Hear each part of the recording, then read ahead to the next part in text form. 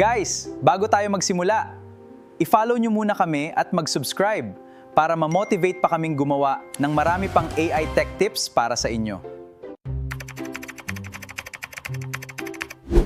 Akala mo ang virtual assistant, trabaho lang mag-type? Mali! 90% ng beginners dito nagkakamali. Sa communication skill naman tayo.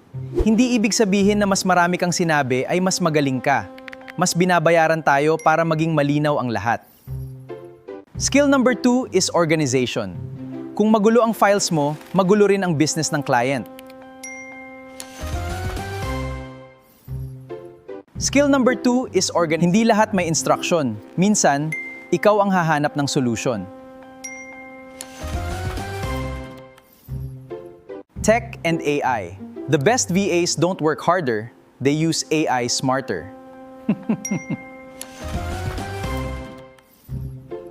The highest paid VAs aren't the fastest typists, they're the best problem solvers. Follow Open Knowledge Philippines dahil tuturuan ka naming maging AI-powered virtual assistant. Free tips every week.